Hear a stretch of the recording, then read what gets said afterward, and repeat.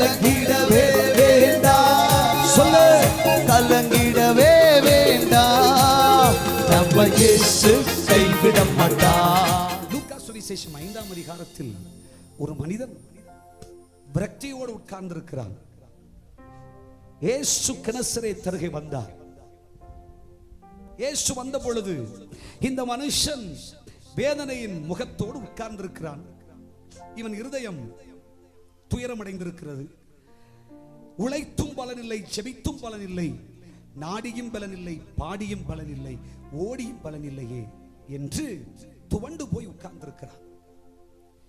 இயேசு அவனிடம் சென்று, உன் படகை எனக்கு தேவையா? இது யாருடைய படகு? சீமோனுடைய படகு. தருவாயா? இல்லை என்று சொல்லவே இல்லை. அந்த படகு தோல்வியை கண்ட படகு, அந்த படகு கண்ணீரை கண்ட படகு, அந்த படகு வலை கிளியத்தக்க தேடியும் நன்மைகளை பெறாத படகு, அந்த படகு இரவு பகல் துயரம் அனுபவித்த படகு. அந்த படகினால் பலன் இல்லை.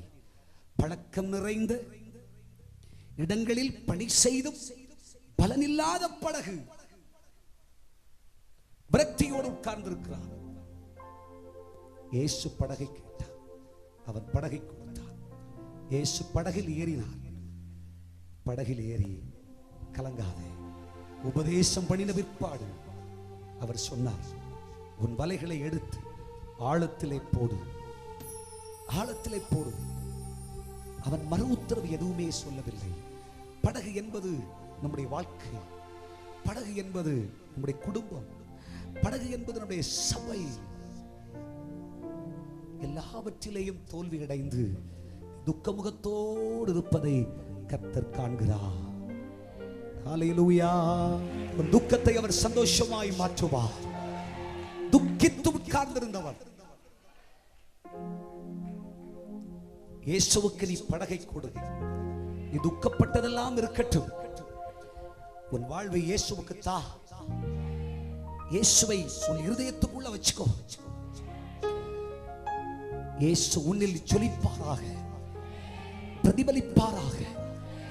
உலகம் உன்னில் இயேசுவை பார்க்கட்டும். நீயோ அவர் சொல்வதை கேளு, அவர் உபதேசம் பண்ணுவதை செவிசாய்த்து கேளு.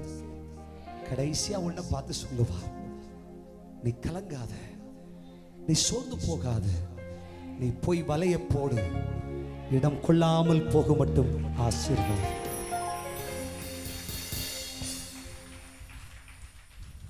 இடம் போதாத அளவுக்கு ஆசீர்வாதம், எடுக்க எடுக்க குறையாத ஆசீர்வாதம்.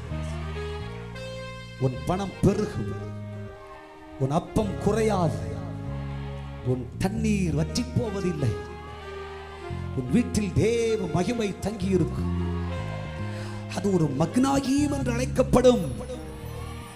அது ஒரு ஏல் பெத்தேல் என்று சொல்லப்படும். தேவதூதர்கள் இறங்கி ஏறி இறங்கி வருவார்கள்.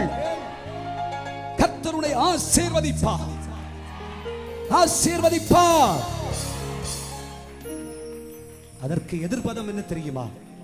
நீ சாபத்தை காணாதிருப்பாய். பல சபிச்சாங்க உன்னை, பல சபிச்சாங்க உன்னை. இந்த சாபம் உன் தலைமையில தங்காது, உன் வீட்டுல தங்காது. கலங்கிடவே வேண்டாம். சொல்லு, கலங்கிடவே வேண்டாம். நம்ம இயேசு கைவிட மாட்டார்.